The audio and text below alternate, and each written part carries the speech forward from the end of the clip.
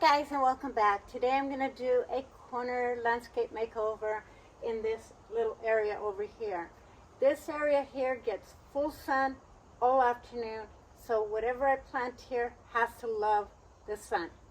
I will go over all the plants that I have in here, and I will show you a before and after, and I'm also going to show you what I'm actually going to be adding and taking away from this little corner garden.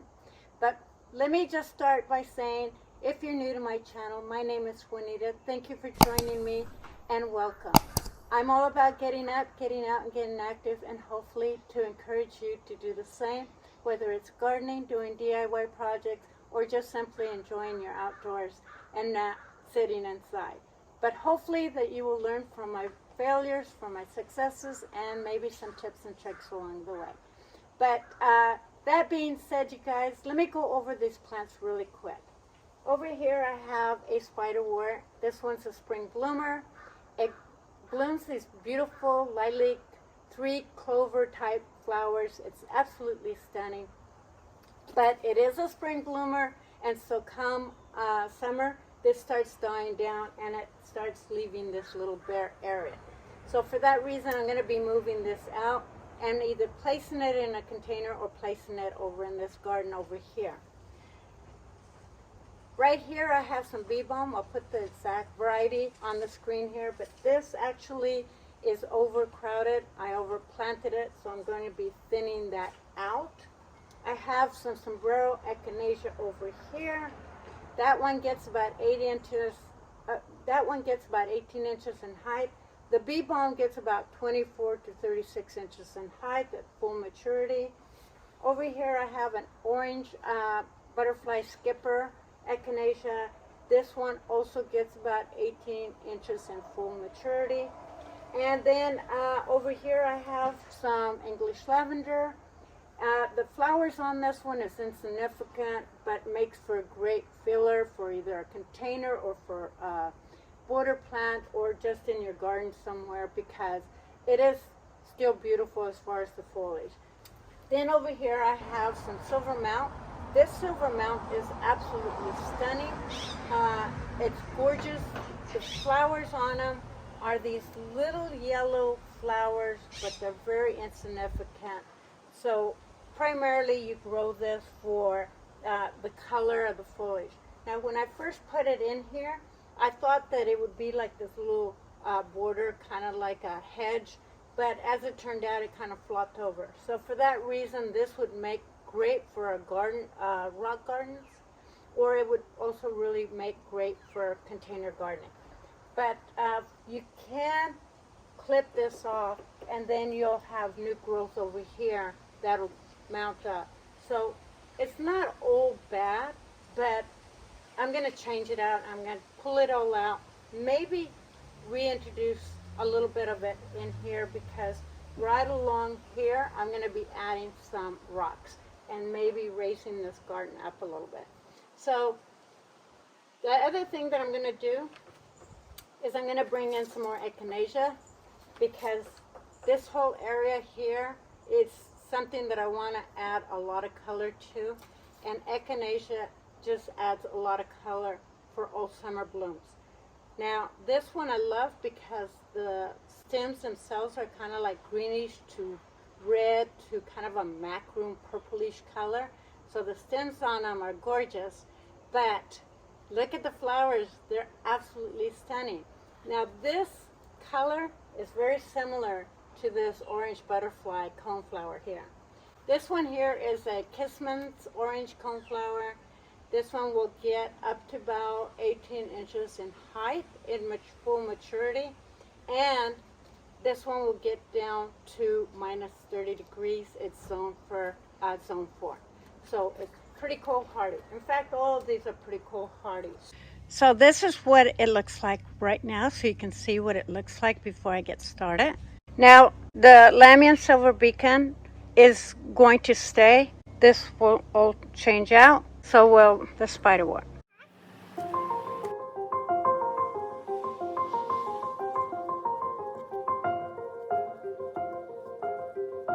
Now I don't know if I mentioned or not, because I can't remember, but all of these plants here have medicinal properties. And so if you're looking for medicinal property type herbal plants, these are excellent plants for that.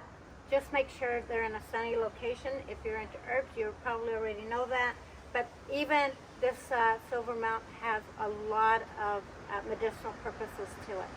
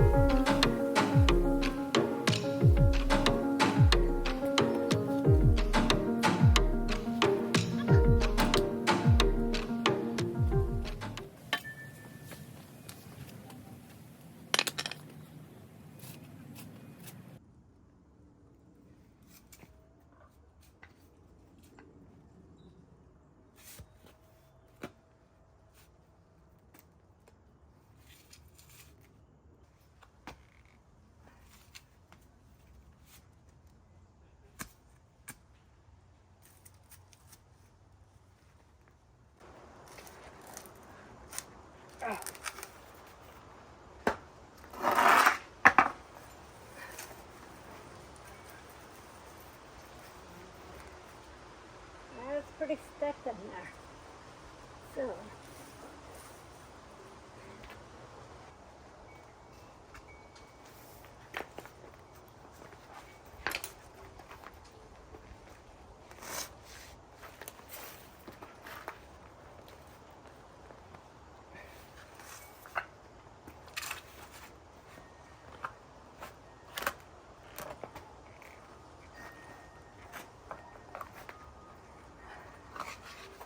I think I might just go ahead and divide this.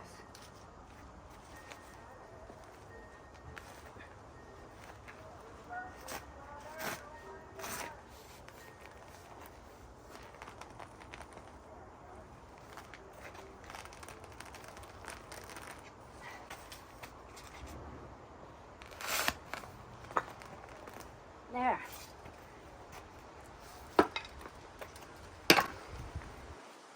So I'm having to divide this.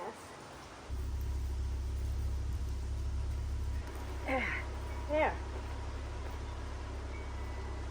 That'll make for a nice clump.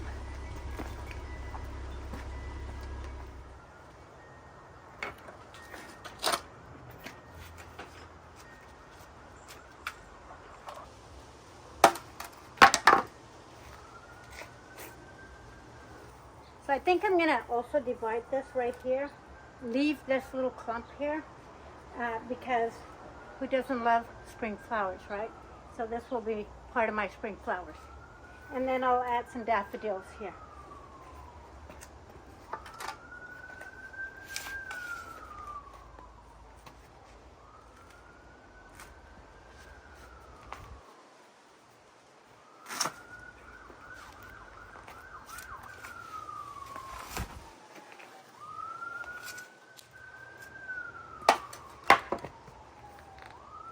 There, that leaves me another clump. And I found, oh, I might have cut my that, but that's okay. I can always add it back. There. And that's okay to leave. So you can kind of see where the roots are. I don't know how well you can see that, but you can see where the roots are right here. So the roots are probably about that long, so it's not really deep rooted. Not as much as I expected it. Okay, I'm gonna go get some soil, put it in here, then add my rocks.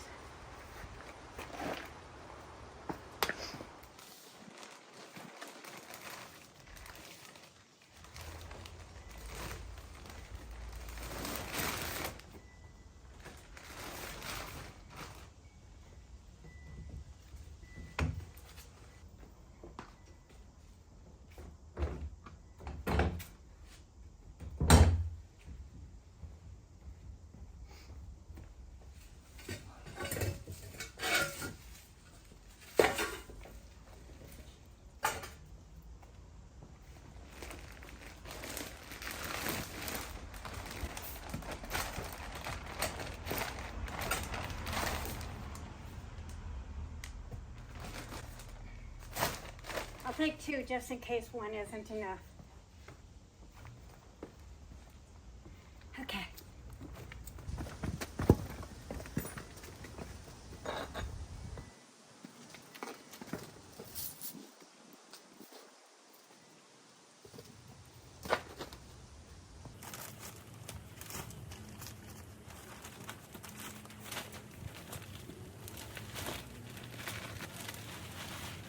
I'm just using some regular potting soil, all-purpose potting soil for vegetables and flowers.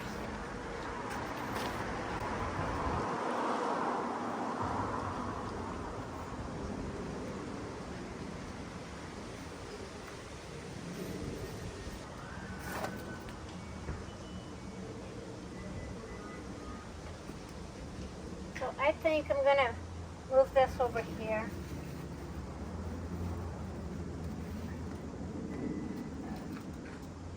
What did I do with my, I just had my digger. What did I do with it? Oh my gosh, I'm always losing my tools. Okay, what did I do with that? Oh, there it is.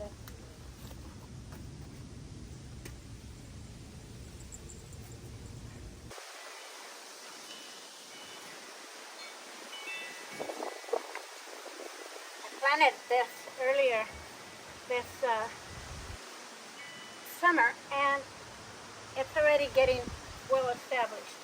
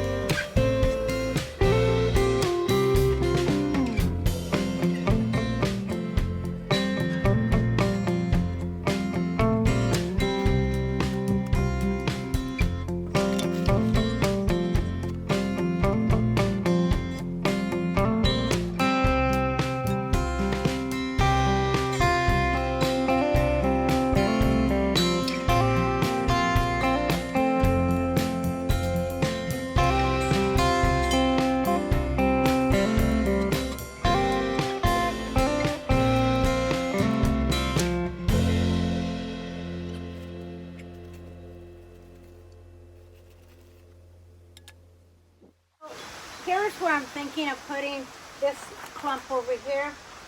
This is going to get much taller, and it's going to help shade my hosta over here. And I think it's just gonna be a great place for it. We'll see how it works out for next spring. And if it works out, then I'm gonna continue to keep it here.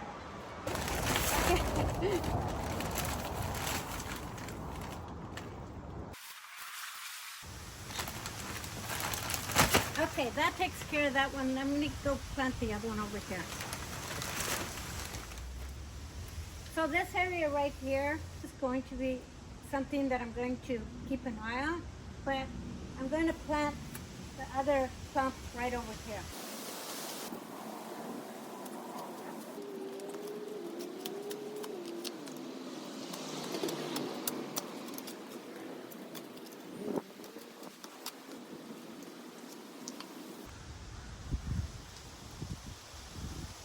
Now I dug this hole pretty big because if the ground is really hard, it's going to be tougher for those roots to get established and expand. So always make sure that your hole is nice and large, and then that you have really fluffy soil for it to get a head start on all its roots expanding.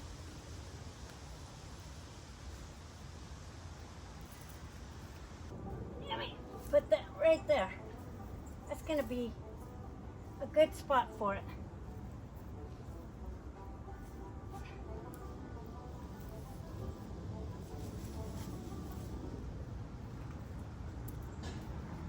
Now, this spiderwort will get about probably, I guess, 2 feet tall, and it will spread out. So this is just in the fall where I really cut it back. So there's still going to be some growth on this, and it's going to expand over the springtime. Get those roots in there.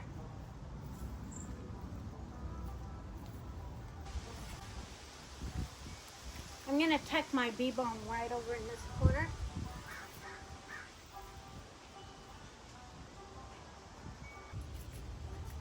Okay, you weren't able to see that very well, but I'll bring it close. But it's done, and I'm really happy with the end results. It looks so much better. And I ended up putting and leaving a lot of the things that I thought I was going to pull out. So it all worked out fantastic. Let me bring you really close just so you can see what I did. In this garden, did my spiderwort over here. This will get plenty of sun in the summer, so I'm not too worried about it. And it has plenty of room to expand and weep if it wants to. And then over in this corner, over here, I placed my bee balm right there. And it'll be interesting to see how that works out over the summer months. But it will get some sunlight through the fence. So I'm not worried about whether it gets enough sun or not. It'll just be interesting to have some bee balm growing in this area. Now let me turn you around and show you what this looks like. Even though it's dusk, you can kind of get a gist of what it looks like. Of course, everything's wet because I did water everything, but right here's where I put the spiderwort. I actually ended up taking it out from this corner because it just didn't look like it was right over there. And so I added some bee balm here. Let's see if I can bring you really close so you can see. And then over in this area, I just kind of separated and spread out the bee balm that is existing right here.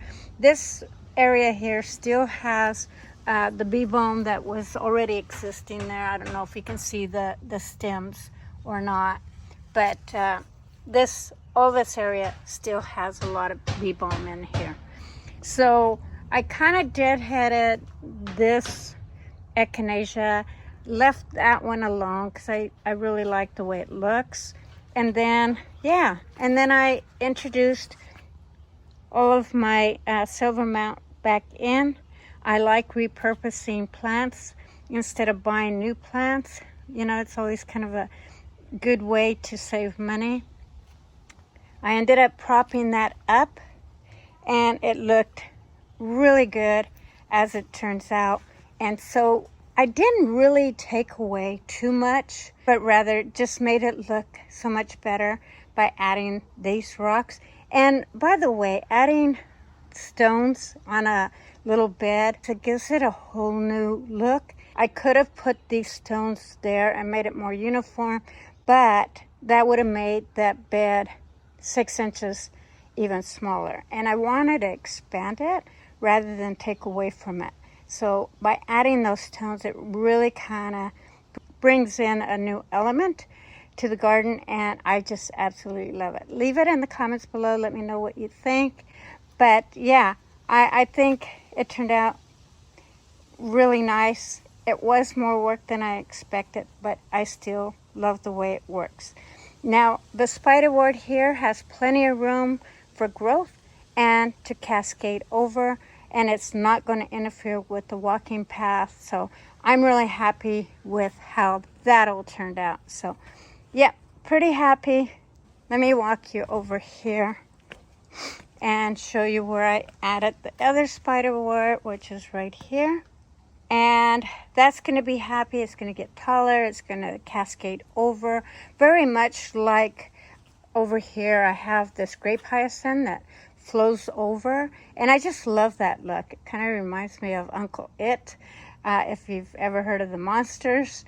But yeah, I just absolutely love the way the foliage folds over. And so this spiderwort over here will cascade over in a similar fashion. I think it'll add a lot to this area. So yeah, I really love it. I hope you do too. And I will see you guys on the next one. Thank you so much for watching.